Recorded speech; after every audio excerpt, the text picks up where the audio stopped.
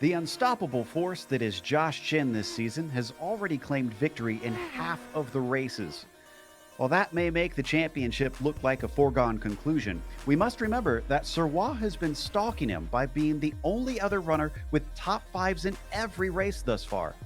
He has a decent gap to close, but it is far from impossible. We'll see if he can start chipping away tonight as we get ready to watch round 6 of the PRL Indy Pro 2000 series. And you'll see it all live here on the Global Sim Racing channel and the iRacing Esports Network. Hi, I'm Joe Peak, and with me in the booth is DJ Clark. Behind the scenes is our director, Sean Crackers Ambrose, and he's using cameras provided by Dougie Beard. Worldwide Technology Raceway is perhaps more commonly known in racing circles by its original name, Gateway. Giving a nod to the nearby St. Louis Arch, the track certainly acts as an in-between from the east to the west. Let's head down to take a closer look.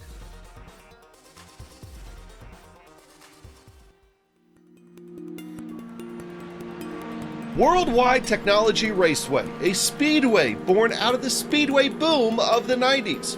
More colloquially known as Gateway, the track sits in Madison, Illinois, just on the other side of the mighty Mississippi, from St. Louis and its famous arch. And like that arch, Gateway has become a passage to the western United States for many series calendars.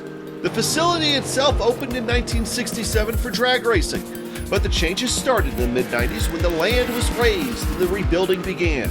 As part of the rebuilding, a 1.6-mile road course was built inside and using part of the 1.25-mile track we are here for today. Its egg-shaped and differing ends in both radius and banking is a challenge for anyone trying to set up a car here. Even though the banking itself isn't too different, 11 degrees in 1 and 2 and 9 degrees in 3 and 4, the radius of 3 and 4 is much wider, so you carry a lot of speed down that front straightaway, which has led to some drama and classic finishes over the years in iRacing and on the real-life track. IndyCar returned here in 2017 after 14 years away, and in a short amount of time has become a coveted spot on that schedule. The NASCAR trucks also make a regular trip here every single year. ARCA is more off and on, and we'll sometimes get some late model and super late model action here with more regional series. Now, with downtown St. Louis and the Gateway Arch as a backdrop, it's getting time to drop the green flag at Worldwide Technology Raceway.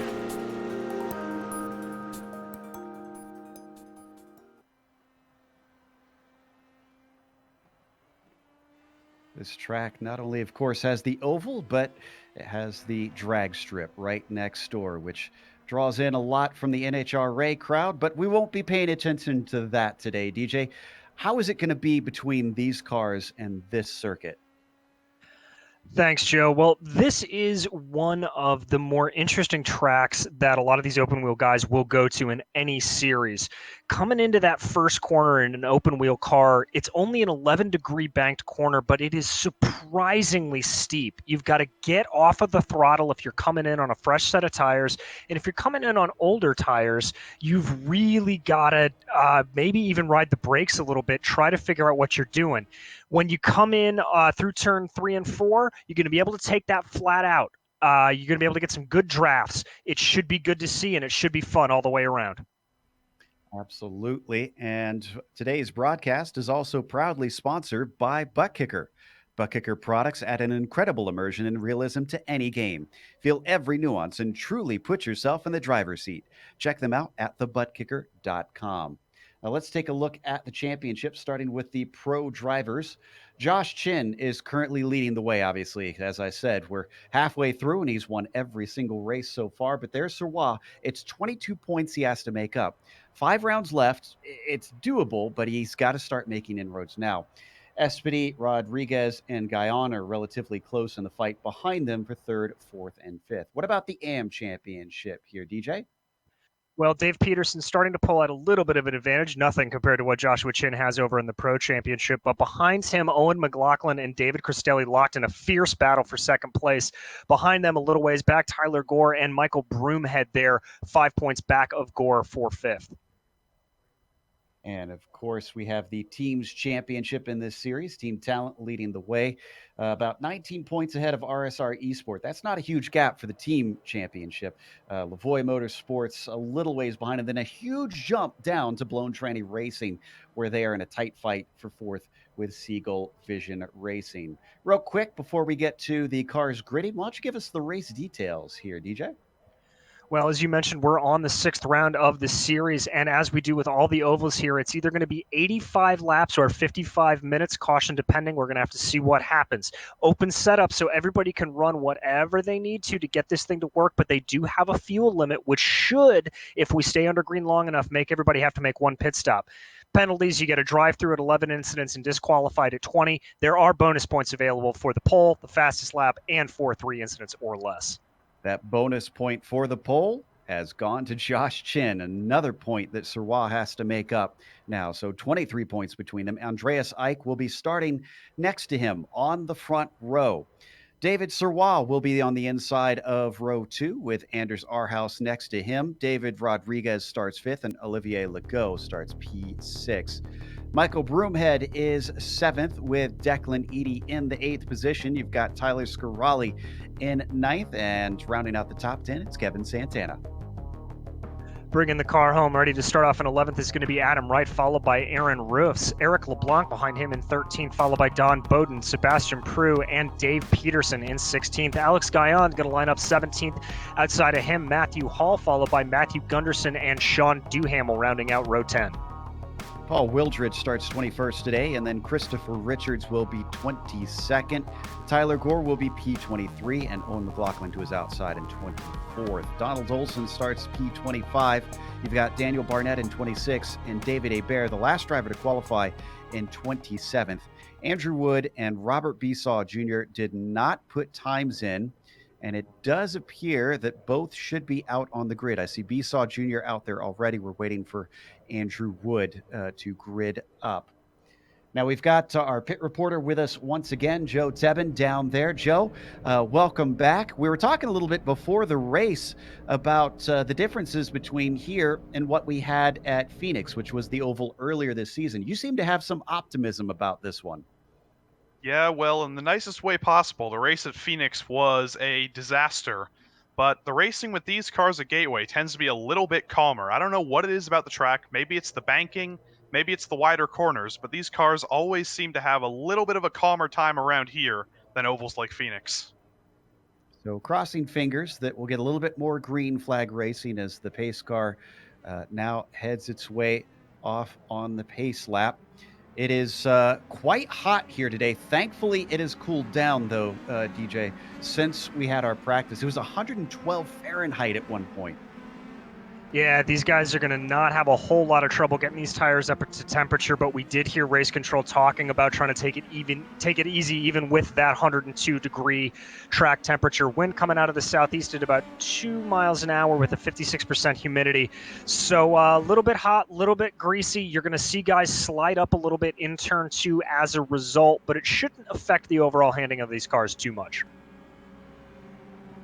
And we have, oh, that was someone just messing around. I thought somebody was going to go to the end of the line. That was Declan Eady, who we've covered earlier, has not had the greatest of seasons this season, unfortunately. A couple DNFs did not start, and just not the results that I think he's been wanting.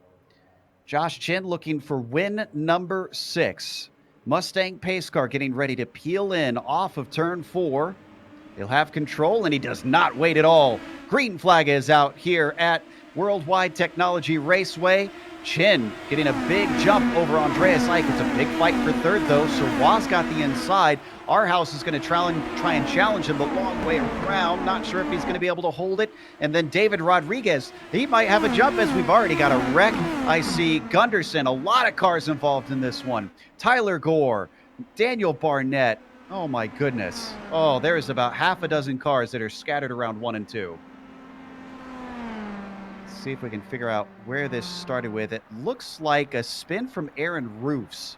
The number 26 car kicks it off. As we're going to jump back here to that GSRC replay, you can see them coming through here. That's Roofs in the center of your screen. He's going to go into one. This turn one, very tricky on cold tires. He's going to get, just tagged from behind there. I think that was Gunderson that got into him. That's going to send everybody spinning around him. Joe, at the start of these races, it is so tricky. You are so bunched up, and if somebody goes like that in front of you, you got nowhere to go. That was Scarali, actually, who flew up into the air. Everything that happened with the other cars was actually just reaction. This is Gunderson. You can see just kind of gets shuffled upwards, and he has no place to go. Looks like Don Bowden had a spin. LeBlanc and Wright kind of tangled together. And I think Joe has a few more that he's caught coming into pit lane. What can you see down there? Yep, unfortunately, this race in St. Louis, Missouri has ended in St. Louis misery for about 7 drivers. Tyler Scarelli, Adam Wright, Aaron Roofs, Sebastian Prue, Matthew Gunderson, Tyler Gore, and Andrew Wood, all stuck in the pits early on. I'm wiping a tear away in pride right now that our young up-and-comer is already picking up on the puns. So as we are not going to get a full green flag lap here at the start, kind of similar to what we saw in one of the races here in St. Louis, IndyCar. This, of course, being the Road to Indy machinery here on iRacing. This is still got Chin leading, Ike in second. Serrois is going to hold on to third. What I'm interested in out of that is before we got the caution, DJ, Rodriguez looked like he was setting up the cars in front of him with a fantastic run down the backstretch. I wonder if he's got something sussed out with these restarts. He very well might. Rodriguez obviously finished 4th last time out at Phoenix. He's got some game when it comes to these ovals, and it really looked like he was able to get the car down to that low line through turns 1 and 2. That turn is a little counterintuitive. The fastest way around there actually normally being the high line. But if you can get the car dug down on the line, avoid those rumble strips, you can really get the car to rotate and turn around. And I think he may just have that perfect touch. So we've got 22 cars still out on the track. About 6 of them, 5 of them potentially trying to get repairs and get back out there. But that is a severe thinning of the field. We'll see if that makes a difference on the next restart with things hopefully being a little bit cleaner. By the way, we just want to take a moment to mention that if you would like to get your company here on air, you can indeed advertise with us because GSRC offers a wealth of options to help you get your branding seen on a platform with over 1 million monthly impressions. If your organization is looking for a global audience to advertise with, look no further than GSRC. Follow our link in the description below to learn more. Let's see if we get the lights off this time. Get a little bit of chat from the drivers. Trying to listen in here. Sounds like Roofs is a little bit unhappy with how some of the drivers have been dealing with the ovals. This, like IndyCar, DJ, this is a series that does both road and ovals. So not everybody's an expert in both. Not at all. And there was a little bit of chatter before the race talking about how to compose yourself around ovals, really trying to not go for the sort of hero move through turns 1 and 2 there. And I think Roof's obviously venting some frustration, but that just being a situation where on cold tires, you're not entirely sure how that car is going to perform coming around that corner. Just a bit of an unfortunate situation for everybody, but really a testament to this series that they do run the ovals and the road circuits, as it really shows who is the best, most well-rounded driver. Absolutely. Having grown up on IndyCar, I certainly love to see them at least get out onto the ovals. As the lights are indeed off on the pace car, and Chin's going to have a single file restart to deal with. Can he get another jump over Ike this time, with him having a clear view of when that purple and white 93 is going to go? And he knows the game. He goes all the way up to the outside because the cars are not allowed to pass on the inside before that start-finish line. And he is off very early as the green flag is out. Chin leaves Ike well behind. Behind them, it looks very orderly coming down to turn 1. The accident happened down into these first 2 corners, so let's see if they're going to be clean this time. It looks pretty good, DJ. Everybody looking like they're just taking it very, very easy coming through that corner. Rodriguez, you can see him poking his head out there. Looks like he's really got that car dialed in, as we said, as he makes the move there around Anders Arhus, really able to get that car working down onto the low line. And Arhus now going to be challenged there by Olivier Legault as well, but Legault's going to fall back. They're going to go 1, 2, 3 across the line. Thought he could maybe take advantage of the side-by-side, but it didn't work out. Clearly, early on the run, Rodriguez is strong. Legault checks up big time. Michael Broomhead has to get out of it. That's going to allow Declan Eady, who is back in 8th, to take a go at 7th. And he is going to get around the outside and move himself up 1 spot. Not uncommon to see that happen, especially as this race goes along, Joe, that coming off of that second turn, you think you can have that line perfect until you get too close to it. You've just got to kind of back off the throttle and do it out of fear. As you see him here go side by side through that corner, going to hope to keep it nice and clean, giving each other nice and space, some good, respectful oval driving there from these guys. Yeah, and earlier there was mention about the middle line being the way to go. Legault has found that out as he drops behind Eady through 1 and 2, tries to sneak underneath him through 3 and 4. That's not quite going to work out. We're on board with Eady. Broomhead is starting to get a little bit interested in this fight as he's just behind the 88 of Olivier. And Legault's got to be very careful with that low line through 3 and 4. You get too much of that left tire onto the rumble strips, and it is a one-way ticket to Spinsville. But he was able to keep it there, so kudos to him. As there you see Rodriguez popping out. He's going to make a move now. I think that's Eady, actually. Eady on Arhaus, and he's going to get to the inside. Clearly, Declan has got another one with a very good early run setup. Again, this is an open setup series. It couldn't quite get the run off of 4, though. Arhaus defends and keeps him back. The wake of the car ahead, almost causing Eady to drift up into the outside wall. Well, Eady and Rodriguez are teammates, and here Eady coming down to the inside. He's going to try to make it work, keep that car off the rumble strips. You see he just barely touches it. He's going to get a little more momentum around the outside, but Arhus able to keep it down in front of him. But as I was saying, Eady and Rodriguez are teammates. We have a caution here. I think Paul Wildridge, unfortunately, the victim on this one. This is in 3 and 4. The number 9 is going to lose it on his own, and this is not a good sign because, Joseph, this is what we saw in Phoenix. A lot of the cautions look just like this with cars spinning out. Single car incidents are very, very easy to do in these cars on an oval track. You're on a fine margin that you make one mistake entering the corner and you really can't recover from it. The wall, unfortunately, right there on ovals. There's not really runoff room like you have on a lot of road courses, and he did smack the wall hard enough, if I can get the words out, that he had to take a tow. All right, 11 laps in. We got a few more in with green, DJ. That's at least something of a good sign, but this makes me wonder, between short runs and long runs, we're already seeing a bit of differences between cars. Yeah, we are, with Rodriguez and Eady really seeming to be able to get a good jump off the start and then not really able to close the deal later in the stretch, as Rodriguez really just kind of stalled behind Sirwa. But I think to the surprise of absolutely no one, Joshua Chin just being the absolute class of the field, setting fastest lap after fastest lap in that lead purple car. Was nowhere near being challenged by Ike during that run, hence why we didn't really go up to the front.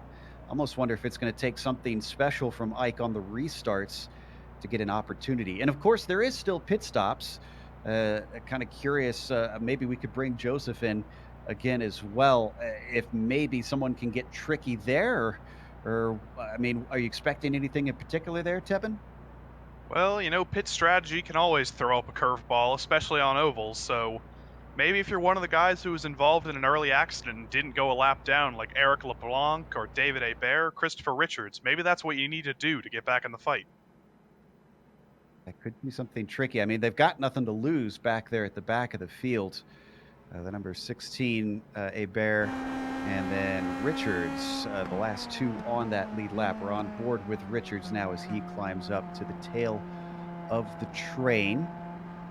Drivers who are still in the race but off the lead lap are Adam Wright in the number 87, And then I see Tyler Gore has the car running once again. I believe he was one of those also involved in that opening wreck. He's about 10 laps down from our leaders, unfortunately, but trying to get some points out of it. If they, I believe, do, I think it's 50% of the race. I need to double check the rule book to see what they need to do to earn points here. I think you're right on that, Joe. As you see here, that Mustang pace car lights are still on, so we're going to have another lap here under green. That will probably stretch out the fuel window, but if we keep running like this, I think we could see a Phoenix situation where nobody needs to come in. So that'll be something interesting to see play out as this race develops. Some interesting stats for our viewers on this championship as well. We've had domination from Josh Chin, but he's only taking 2 of the pole positions, so only 2 of those bonus points. And also, he's got 4 of the fastest laps. So kind of makes me wonder, DJ, if maybe he's just focusing on setting up the car for the race. The fact that he's clearly got 1 lap pace, but not necessarily in qualifying trim. And did I just see him come? He's coming down pit lane. He is. I was absolutely speechless at that. I guess Chin is seeing something here that nobody else is, as he looks like he's pretty much the only car coming down. Yeah, he saw something that I didn't see either, because I have no idea what Joshua Chin is doing here, but I'm going to watch him as he comes down pit lane. Is he going to take tires? Is he going to take fuel? Is he retiring from the race? Who knows? Okay, so theory from me is maybe he knows that he can get to the end no matter if it goes green from here on fuel, from 15 laps into the race. And maybe he's just getting it out of the way now. Now this puts him in danger. Yeah, okay, so short stop just for fuel, it seems. No tires. This puts him in danger at the back of the field. That's the big argument against this, I'd feel like. But now he doesn't have to play games late in the race, I suppose. I don't. This is just bizarre all around to me.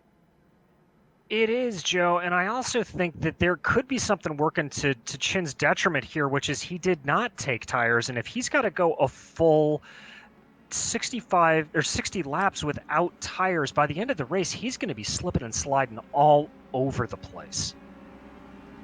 Well, hopefully we'll get to talk to him and find out what's going on, or maybe his strategy will become clear later down the line. As we're going to get restarted in lap 16, Mustang pace car down on the lane. Ike waiting for it as he has control. Green flag is out. Ike is off. Serwa not able to hold on the restart. Rodriguez is there. He certainly needs to watch out from behind because David has been great on these restarts. As they come off of 2, let's keep an eye on the number 15. And again, he starts to close. Doesn't look like he's got enough to try and attack David this time. No, I don't think he does, and I'm starting to wonder if Rodriguez and Edie are maybe running a little bit more of a high downforce setup, getting more speed through the corner. Is Joshua Chin's coming back into the pits, Joe? Yeah, this is unexplainable, frankly. I don't know if he has a problem or an issue that we didn't see before. Or maybe he's coming down to take tires, but that'll put him a lap or 2 down, so seemingly unexplainable strategy from Josh Chin. Really is, as from above, we're seeing Rodriguez get the run this time. He's down to the inside of David Serwa, and he's into second place. This is not good for David, who should be having a very good race. He'll still get plenty of points over our points leader, but I'm sure he'd want to maximize those over Josh Chin, who is in his pit stall. I wonder if Josh Chin maybe crossed the pit exit line, because we were discussing that exit line is pretty strict. That could be a possibility, as it looks like Chin is back rolling again. Joe, did you happen to see if he stopped for, like a perfect 5 seconds on a penalty or something, anything of that nature? It looks to me like he stopped for 15.9 seconds, which maybe he didn't fill the tank enough in the first stop. Or maybe he had a 10-second penalty. I don't know. I hope we get answers to this soon.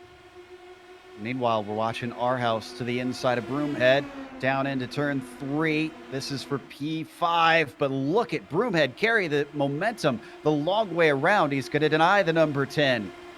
and he'll have to try again later. We are missing absolutely nothing up at the top. The battling for P2 has allowed Andreas Ike to stretch it to 1.2 seconds to the nearest car. Ike really taking advantage of that clean air in front of him, but that move from Broomhead there, absolutely spectacular defense from him, just knowing where that momentum is. You can see him coming through that corner now, working it down. We're going to jump up the field here. This is the battle for P3, David Sirois and Declan Eady. Indy got awful close off of turn 2 and down to turn 3. Let's see if he does it again. And we saw he's a teammate of Rodriguez, who's been pulling a similar move.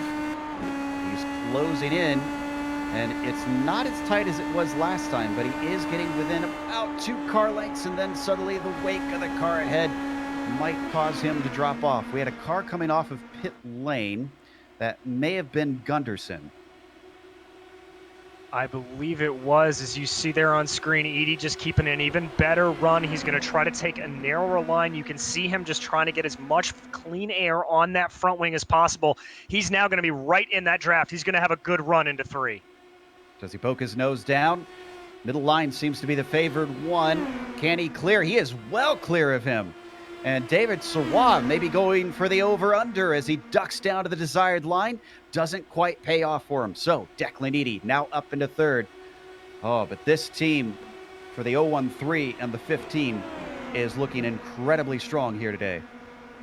They're looking good. And now if I'm David Rodriguez, I'm on the radio with Declan Eady saying, okay, buddy, let's play a little bit of leapfrog, see if we can jump up here, use our respective drafts to get up to Andreas Ike and see if they can close that now 1.7 second gap, or 1.4, excuse me.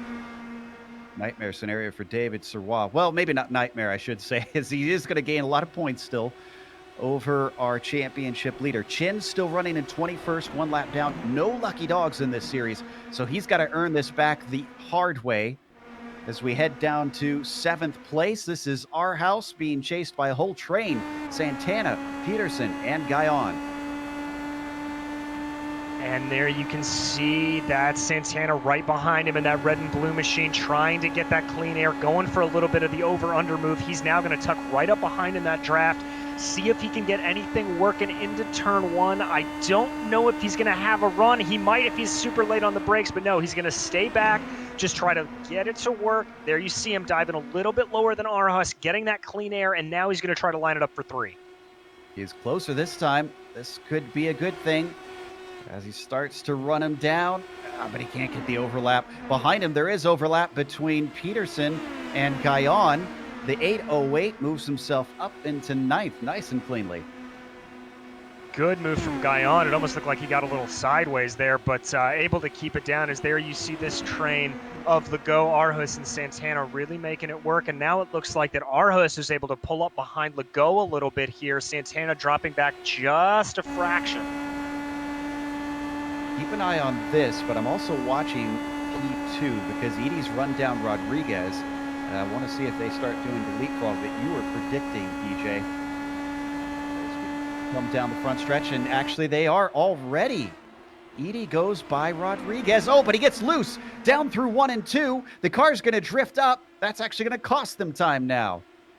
And that's going to open up David Sirois and Michael Broomhead there, as now Broomhead's going to make a move down the inside of Sirois. Sirois' day getting a little bit worse by the minute. Broomhead looks like he's got that move stuck. I think he can do it, but Sirois may be able to get a move down into 1. In a day where David wants to try and overtake in the points, I'm not sure if he's going to be able to do it if he keeps dropping positions. Edie gets by this time, still drifts up a little bit, but the car looks more steady. Yeah, he's able to get that power down a little bit more, as there you see Rodriguez now tucking up into the draft, going down. Here it comes, Joe. This is that leapfrog that we talked about. If this is working, we've got to hope for them that it does. Gap is up to a full 2.3 seconds ahead, so they've really got to start using this draft to help them out. We have a bizarre situation happening with Josh Chin that we couldn't explain. Well, because apparently he had a bet with his Twitch stream that he would go to the back of the field if he got so many subs. I think that was a bit of a poor bet, if I'm honest, because now he's in 21st, a lap down, and struggling to get back up to the front. Legault, I think, has just swapped positions with Santana, who now gets himself up into 6th. He has. Santana driving a fantastic race there, as you can see him going side by side behind these two RSR boys. There it is. Whoo, good move around the outside. A lapped car making it 3 wide for a brief moment. Legault now being challenged by House.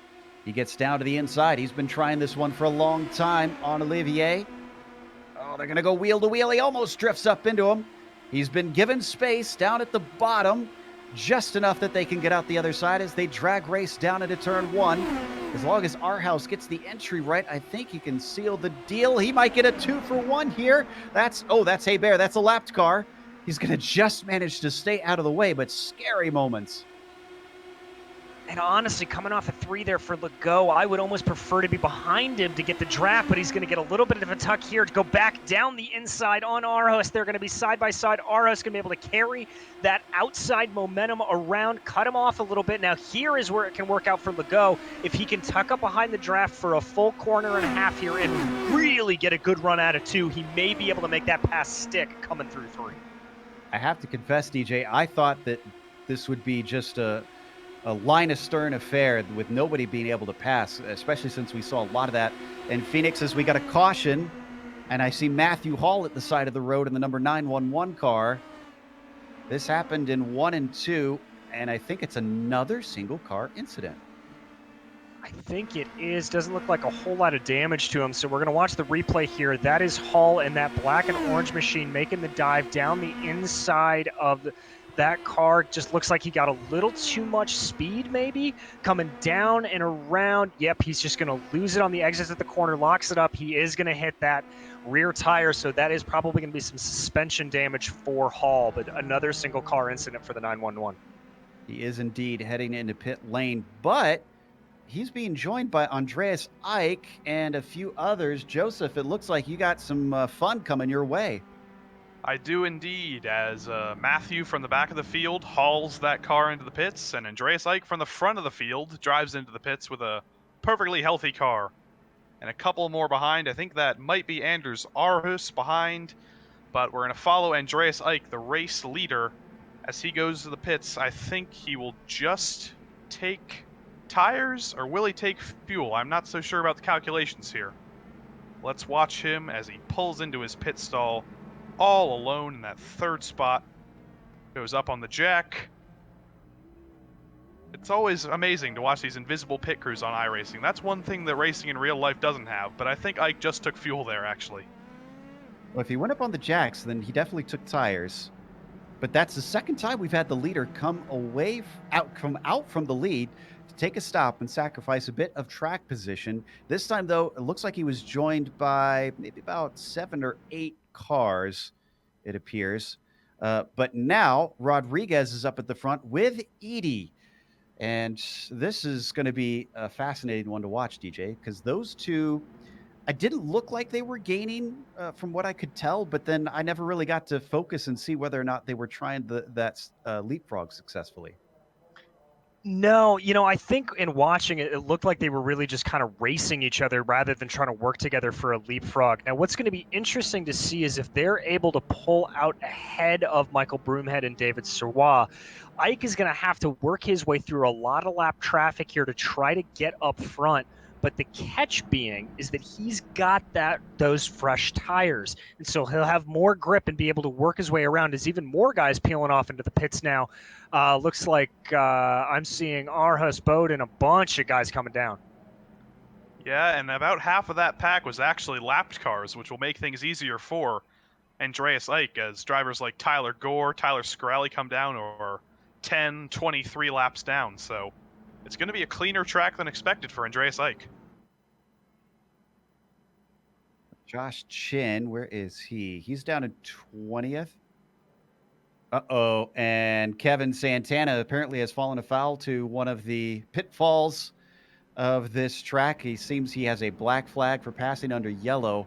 I heard them warning some of the drivers about this, DJ, with that pit entry. Yeah, it's really tricky on this track. It's very similar to Homestead in that regard, where you have the exit off of turn 3.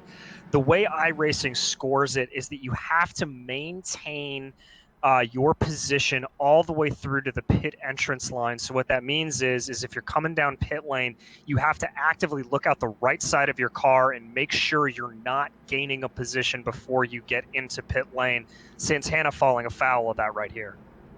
And Josh Chin is in yet again. Did he not take service in either of the 2 times? I think at this point I've learned to not question what Josh Chin is doing. Maybe it's another Twitch sub bet. Maybe they bet him to pit again if he got 5 more subscribers. I don't know. Yeah, we'll see if the Peanut Gallery has any information on that one. This is going to send him to the back of the field once again, but I don't believe he'll lose a lap since it's under caution. We are getting ready to go green this time by Broomhead with a nice run up the field. Started 7th. He's currently 3rd. Edie actually went from 8th to 2nd. Driver who has really been on a hard charge, though, is Alex Guyon, 17th to 6th. We do have Robert Besaw Jr. from 29th to 10th, but he did not put a qualifying lap in. So as Bill Zahn would say, that is not legitimate.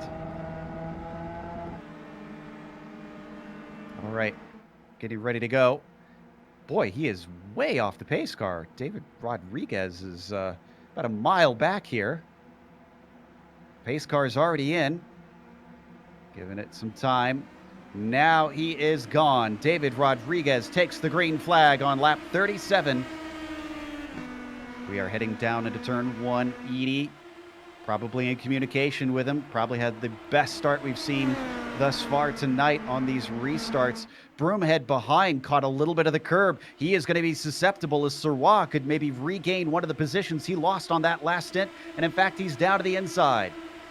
He's going to go for it, and he almost looks like he's bringing Andreas Arhus along with him as Broomhead forced way out wide. That's Legault down there, too. And I believe that's Andreas Ike and Santana in the background as well. So everybody really trying to make a move on Broomhead here. This is getting really fun. Go down to the inside. That shallow line is not working for him because up on the high side, Ike with a great run, trying to return to the front of the field. The highest of our drivers who have pitted so far. He's in 6th, couldn't successfully get around the 88, but he's still in the hunt. And there you see, Joe, the advantage of those new, fresh tires for Ike, really able to put the car wherever he wants to, is now you're seeing Broomhead trying to work on Sirois. Not enough to make anything happen there, but behind them, you see in the back of your frame, no, never mind, that's going to be him trying to take a wider line for Broomhead, trying to make something work. Andreas Ike, though, behind there, really trying to make a move on Olivier Legault. Looked like he was trying to square off the exit to get the run down here into 3. And he certainly closed up, but it didn't give him the chance that he quite wanted. Santana's going in to serve his penalty, sadly. The stewards are not going to clear that for him, so that will likely put him a lap down. Up in the front, Rodriguez and Edie lead the way, but there's about a second between them, and then 1.5 seconds back to Sirois. So the podium spreading apart. Podium spreading apart is there. You can see in the background, that's Andreas Ike trying to make the move on Olivier Legault down the inside. I think he's going to make it stick. He is indeed. Legault's going to try to fight back down the main stretch, but Ike goes back, and now that's Legault going back for the over-under. He's going to have that inside line, but can Ike make it work around the outside? I think he can. Yes, he can. He gets the move stuck. Woo! As they come to lap Santana, who is back out from his penalty. Oh, in front of them, Broomhead's got the run on Sirois. He is going to move himself into P3 and claim it back. We're getting close to the halfway mark. And let's see, how much time do we have left, as this could be a time-limited race. We're actually well past the halfway mark on the time limit, but that's with a couple cautions thrown in there. So far, so good on this green flag run. And Broomhead stretching away from Sirois now that he has cleared himself. Really is. Sirois struggling a little bit there with that dirty air ahead of him, and you could see in that red car behind, that's Andreas Ike. We've talked about those new tires. He is just able to get so much more grip out of that car. He is able to plan it wherever he wants. He's able to run a good over-under line. You can see him there fighting down farther onto the rumble strips. He's able to keep the car lower for longer, getting more clean air onto the left side of that front wing and just getting a better run off the corner, and now going to try to make a run here on Sawah. Stays right into tire tracks, drifts up just a little bit now to get that clear air you were talking about. And they're gunning down Broomhead at this point. In fact, Sawah with a magnificent launch down towards turn 1. He'll have the inside, and he's going to have the spot. Is drifting back. Broomhead settles into P4. As the good going off the tires for Ike, he wasn't able to take advantage. Broomhead coming back at him, though. Get a little bit of that leapfrog we were looking for before. The 0-5 low and 3 and 4 gets pinched down.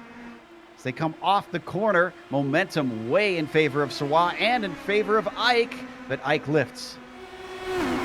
Yeah, Ike just taking discretion as the better part of valor there, knowing he's got more time to make these moves sticks.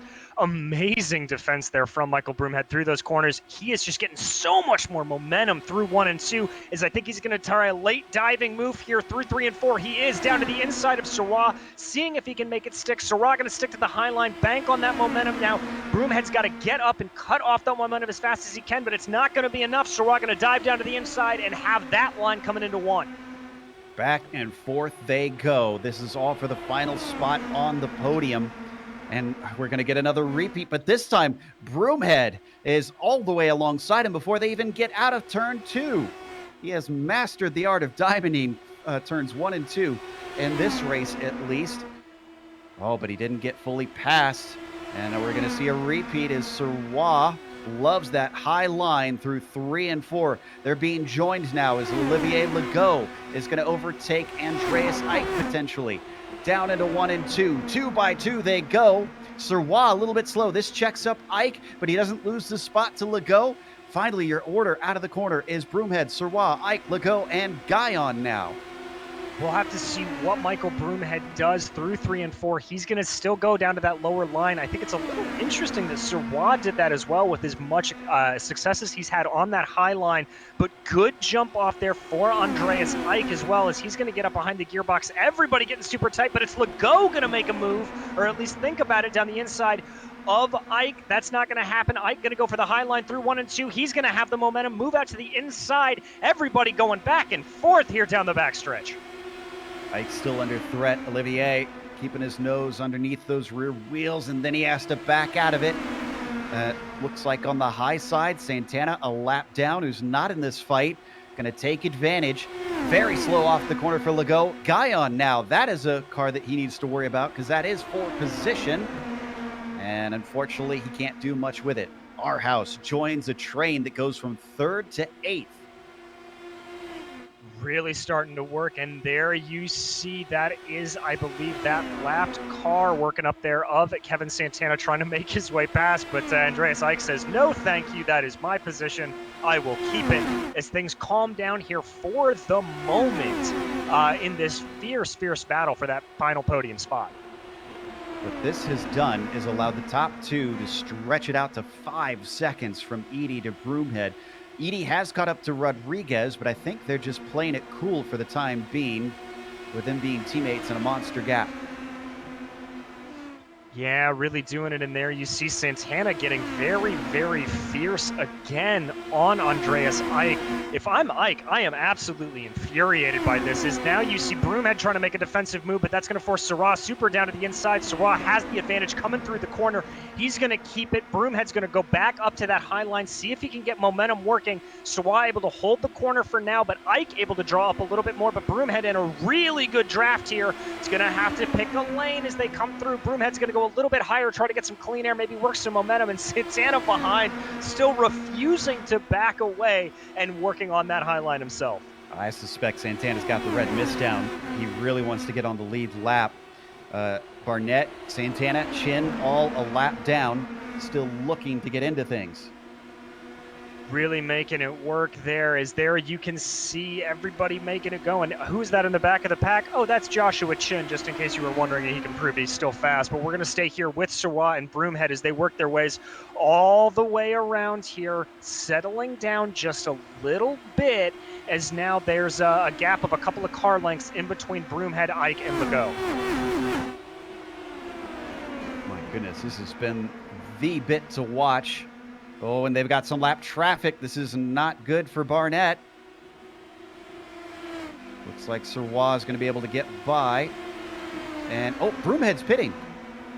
Oh, heartbreak there for Michael Broomhead. Obviously running out of fuel. He needs to come back in. Not good for him. Joseph, what are you seeing from Broomhead? Well, it's not only Michael Broomhead. The race leader, David Rodriguez, is also in the pits. Maybe they miscalculated the fuel. Maybe they're getting tires for a last-second run to the end. But this is heartbreaking for the leader. Neither of them have stopped yet. Edie's coming in as well. So I think this is a case of they've got to come in. And unfortunately, it's under green flag laps. So this looks best for Sirwa, I would think. No, Sirwa didn't pit. It's Ike, actually. Excuse me. Ike is going to inherit the lead and likely be able to go to the end with nobody around him. The next car down is our house, and he's 2.5 seconds back. You know, Joe, we were sitting there questioning Ike's decision to pit during that yellow flag stop. He's making fools of us, as that clearly appears to be the best strategy, as he's now just going to start to pull away from this field, I think. Wow, incredible stuff here. Strategy did indeed make a big factor out of this race. They come back around. Edie looks like he's just barely going to stay on the lead lap ahead of Ike. Ike can see him up ahead. He can, and now he's made his way through 3 and 4. When you come out of the pits on those cold tires, you do have to lift a little bit through those corners. You've got to feather the throttle. But he is now far enough ahead that will let him stay on the lead lap. So a bit of a lucky break there for Edie. He's going to now pray that we get some sort of yellow flag to come out ASAP. Absolutely. But everybody's taken their stop at this point. So theoretically, we should see all drivers be able to get to the end from here. I'm watching the battle for P4 right now. Richards and Bowden, and a tight little fight. So this is going to be a fair bit of points, especially for, well, actually for both of them. They are both AM drivers. And then in third, we have an AM driver, Robert Besaw Jr. So can't forget that this is essentially 2 different championships happening at once out here. And certainly a few taking great advantage of what is an unusual situation.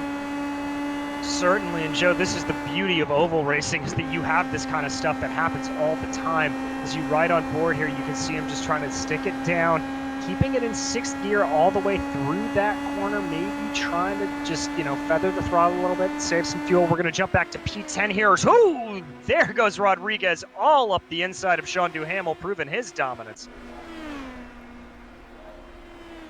And Rodriguez seems to have had a connection issues. He's no longer with us. Hopefully he'll pop back in. They do have an incident limit, but I'd be hard-pressed to imagine that someone could do that on an oval that quickly. So back to that battle for P4.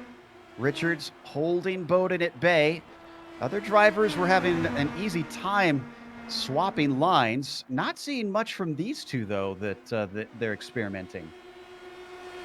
No, they're pretty much keeping it regular. And frankly, between these guys, they're AM drivers. They're not used to running up this high.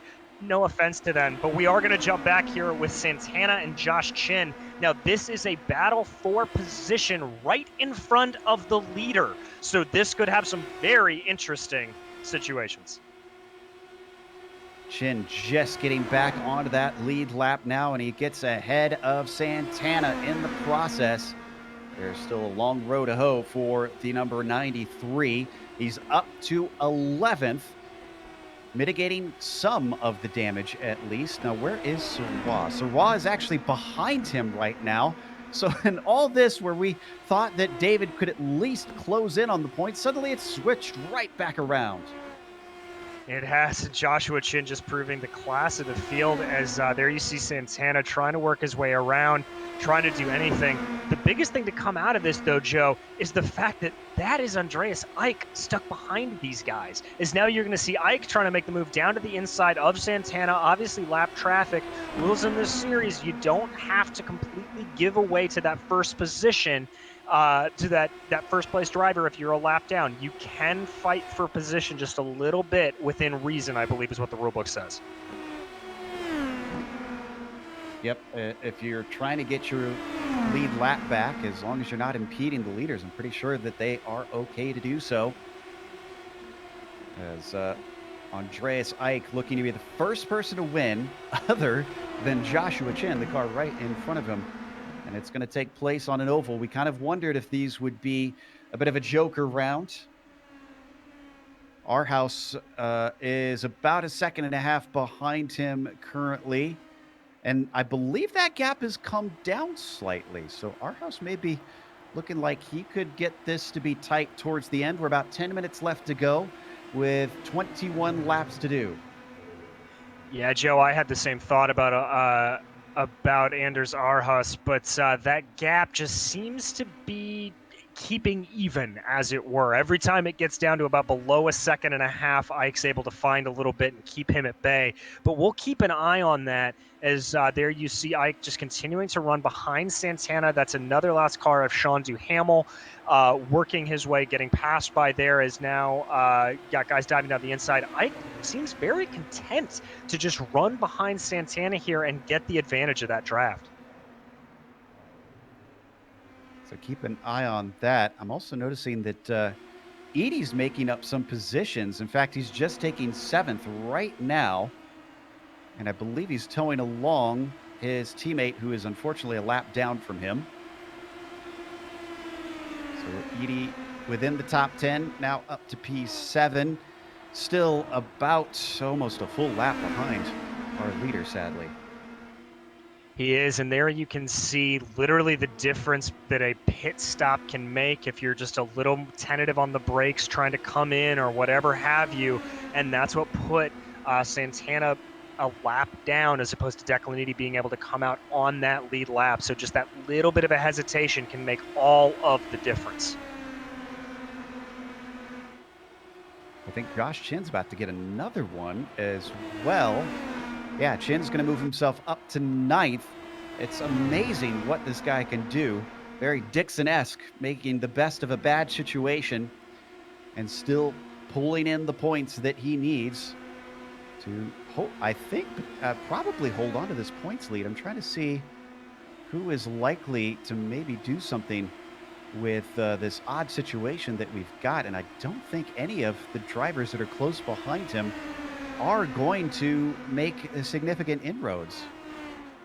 No, they're not. Chin just playing absolutely perfect damage control as the Austin Espedy obviously not here tonight. The closest behind him, David Rodriguez, who we've mentioned is a lap down. And that 5th place driver of Alex Gaillon, well, Gaillon is scored currently in P14 behind Chin. So Chin just is actually going to be able to extend his point lead despite that sort of fluky, strange series of pit stops that he made around 20 to 30 laps in. I can't tell how much of that is luck and how much of that is skill, to be honest. But my dad always said I'd rather be lucky than good, so continue to prove itself true. We're going to check out what David Sirwa can do out of this, too, who was going to be the best place to try and overtake on the points, but is now behind Josh Chin. He's fending off Broomhead as they remain a lap down for P12. And this battle just continuing after the pit stops. As you remember, these guys just go absolutely going at it before the pit stops come in. Broomhead there backing off a little bit through one. He's going to get a little bit of a good run here. Tuck up behind him in that draft. I'm not sure if he's going to have enough to make the dive into 3 and 4. He is not. He's just going to try to get a little bit higher than Sirwa, go for that over-under line, get the clean air off the apex and just try to maximize everything that he can. He's got a little more momentum, but not enough to close it. We are in the race, so drivers might be running out of grip out there. It is slightly cooler even still, so temperatures have been going down as the day goes by. They're putting more laps as Syrah goes underneath Olsen. Actually, no, that was for position. No, Olsen was on the same lap as them, so he's moving himself up one. Almost went 3 wide there as that was Guyon and Barnett involved. Still dropping back Donald Olsen without the pace late in the race. That'll demote him to 13th. Broomhead up to 12th. Syrah to 11th. Yeah, and Olsen, who pit back all the way on lap 34. I think there you're really seeing the effect of those tires is, we see a good move for position here, as I'm not sure exactly who that is making the move. As Guyon underneath Olsen, definitely lacking pace. Granted, he started 25th. He's now to 14th, so it's very much a net gain for the 413 car.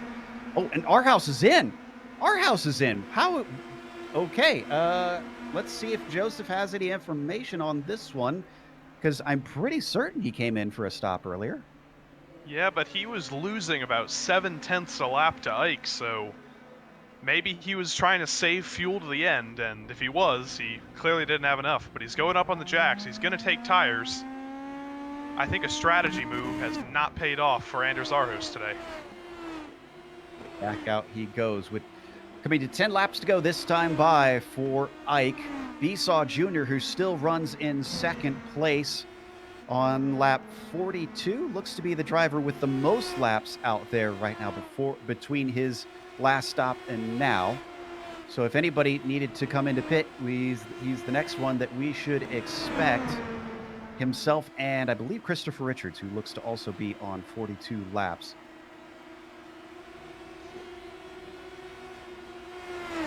Wow, Declan Eady continuing to climb like mad.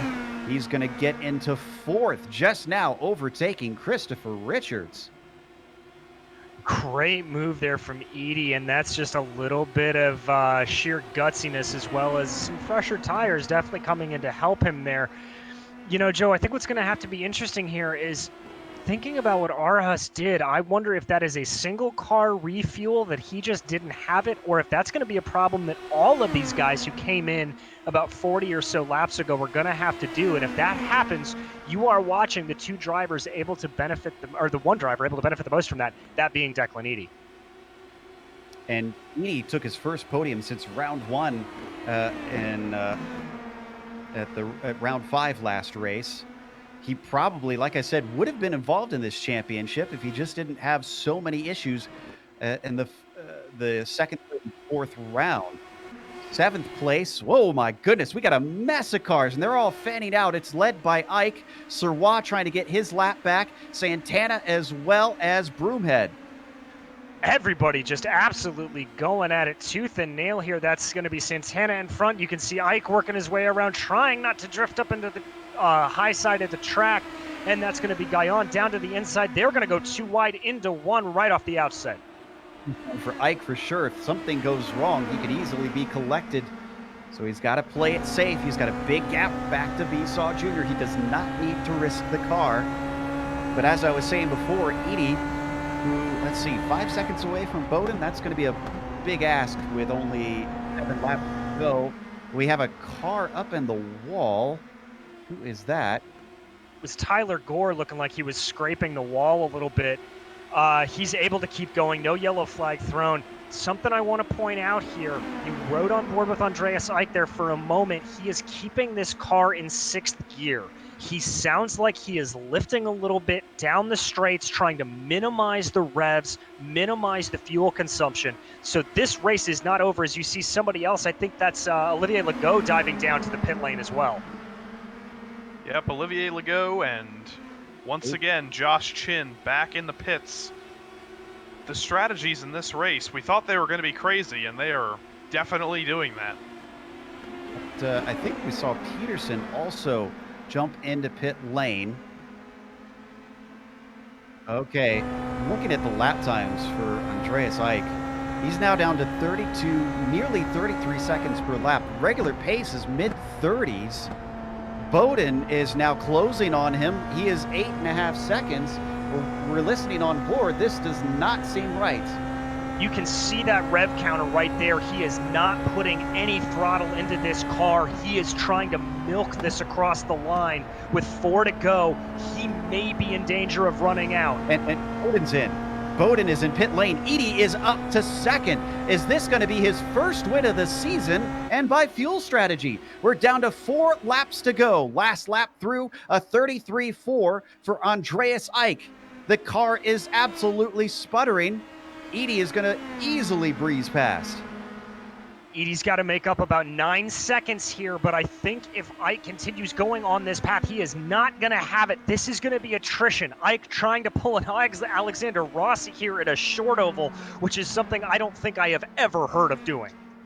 33.8 last time by. Declan Edie, a 30 flat. Down to 5 seconds between them. 3 to go. I just don't think that Ike can make this far if he keeps at that pace. He can't, Joe. He was lifting halfway down the backstretch on that last lap. He does not have the fuel, and if he does, I don't know where he got it from. As we see here, Edie starting to make the charge. Ike halfway through turns 1 and 2 right now. That's him up ahead. That is him in the red and white car. 2 to go. Last lap was a 34.4 this time. He's gaining on him. He's looking for the slipstream. I don't think he needs it, though. And Ike, just helplessly watches as Declan streams by. There is nobody near Declan to try and take this win away as he takes the white flag. 1 to go. He's only going to lead 2 laps of this race at this rate. Down through 1 and 2. What a change in fortunes as Declan Edie has been in sore need of some brightness in this season, some cheerful news for him. Well, cheerful news for you, buddy. You're going to take your first win of the season in round 6 here at St. Louis as the 013 comes off of turn 4 and takes the checkered flag. Amazing run there from Edie as Ike trying to milk his way across the line right now. David Sarah may be able to pip him to take a second place here to move it in. He did. Sarah got him. And Ike is going to be 4th. He isn't even going to be on the podium. Alex Guyon snuck by. Oh, my goodness. Wow. Broomhead into the top 5. Our house. How many do we even have left on the lead lap? Legault sputtering as well. He's the last one that's going to reach the line, and the number 88. So we're going to take a quick break here on the Global Sim Racing channel. We'll come back with the unofficial results as well as driver interviews, so stick around.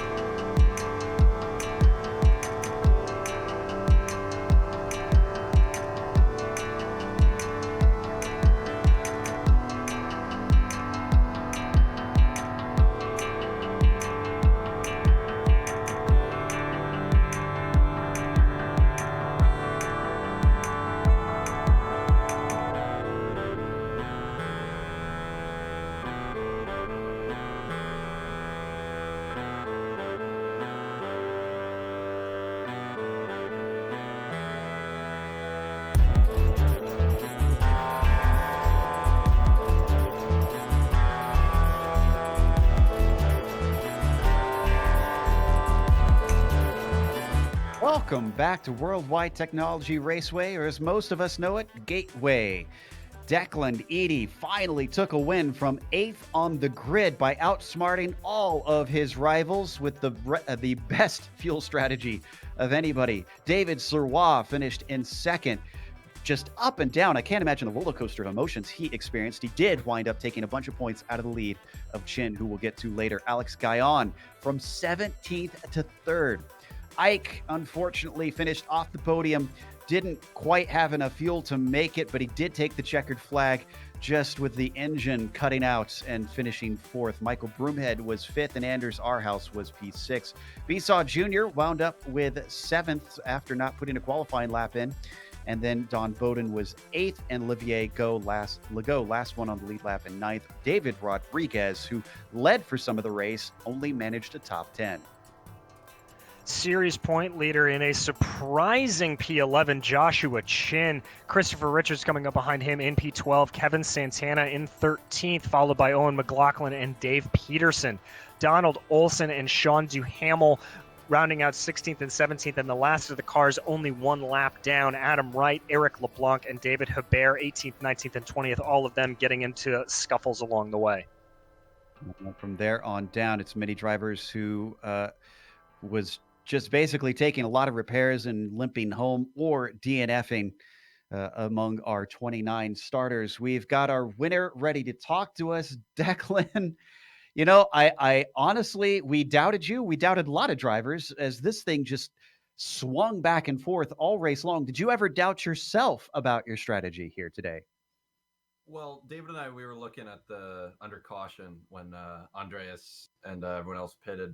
We were looking at the fuel numbers, and we just thought, there's still going to be, they're 5 laps short now. Even if they save, that's a lot of fuel to save. So we stayed out, pitted when the tank ran empty, and then, unfortunately for him, his internet cut out as he was lapping behind me, so he got placed a lap down. So we might talk with the stewards and see what we can sort out there. But yeah, I mean, it really, as I saw the gap to Andreas in front of me just coming down in the last laps, I knew I just had to be perfect. So I just kind of dialed it in and went as hard as I could and passed him just coming to the white flag. So yeah, definitely good to finally get a win on the board. This feels like your luck has been changing around at least a little bit compared to how early in the season went. Did you expect that to happen on an oval, though, of all places? Well, if you guys remember last week, I said that we were picturing a top 5, and as we were kind of settling into our green flag run just before the caution came out, I said to David, yeah, I said top 5 last week. That's what I feel like we've got. But how the fuel strategy worked out, and I'd like to feel like I drove the wheels off that thing. So yeah, I'm definitely very happy with this. Was not expecting my first win to be on an oval though for the season. So yeah. Well, is there anybody you'd like to thank for the victory here today?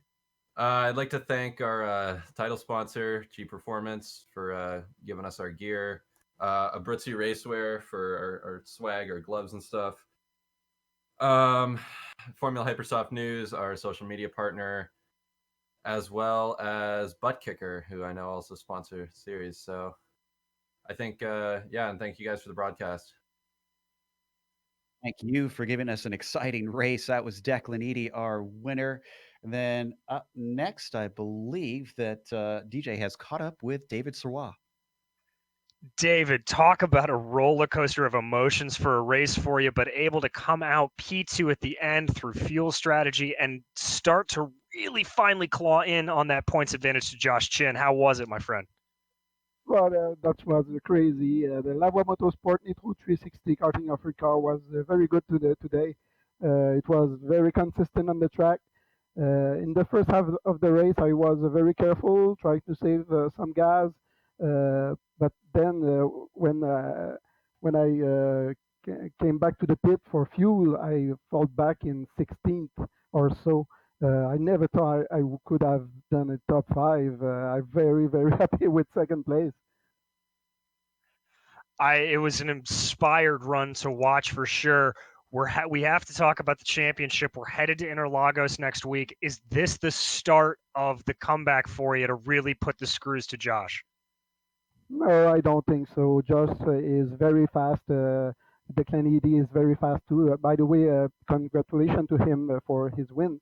But I don't think I have what I need to really challenge Joshua for the championship. So I'm going to go for a second place in the championship. I don't have the speed. I have the consistency, but not the speed. I got you. Well, David, before we let you go, anybody you need to thank here tonight? Of course, Lavoie Motorsport, Nitro 360, Karting Offered, and all the admins and you guys doing a fantastic job. Thank you, David. And finally, Joe Tebben has got Alex Guyon in the booth. Yep, Alex Guyon got third place by the skin of your teeth there. Were you leaning forward in your chair trying to get that last couple tenths at the end there? What do you think? My back hurts, my hands hurt, my shoulder hurts, everything hurts. But it's a good feeling, really. I can't believe I'm on the podium. That's my first podium in the PRL league. I'm really happy.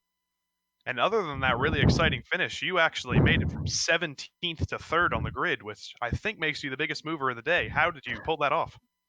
A little bit of luck, a little bit of good strategy, maybe some good driving too. I have to give me that, but I completely blew up my qualification. I touched the wall on my third lap. This is just the worst lap to to touch the wall. I was completely, I was down after that. To be honest, starting in the middle of the pack on that kind of track, it's just a guess. But believe me, it was a good guess. Yep, definitely was. And is there anyone special you'd like to thank for your podium finish today? Yeah, of course. I want to thank my team, Lavoie Motorsport, for all the good support. I want to thank LM Production, which is a group with organizing some races, and I want to deeply thank David Sirois, who is kind of my mentor in road racing. I'm not on road racing for that long, so really happy to be up to the challenge this season. Yep, that was our third place finisher, Alex Guillon. And to take us out, I'll throw you back to Joe Peak. All right. Some great interviews and insights onto what was a bizarre race. We're going to thank, of course, our sponsor for the series as well, Butt Kicker. If you want to check them out, they are at thebuttkicker.com. Thanks to the companies that provide the software and the hardware for our broadcast. They're listed here on your screen. And additional thanks go to June Lalonde, who provides our wonderful music. See the screen for how to get a hold of more of her great work. Thanks to the team today, DJ, Sean, and Dougie, as well as our pit reporter, Joseph Tebben. If you'd like to find out more about GSRC, including upcoming races, you can find it at globalsimracingchannel.com or check out our social media, which includes Twitter at GSR Channel, Facebook at Global Sim Racing Channel, and Instagram at GSRC_Graham. The next race is going to be at Interlagos, as we mentioned. That'll be Thursday, November 5th at 9 p.m. Eastern. We have upcoming races for other series listed on the screen, so check those out and mark them down on your calendar. Up next, in just a few moments' time, Lionheart Retro Series goes to Road America. That'll start at 10:30 p.m. Eastern. Until next time, race clean, race hard, and we'll see you on the track.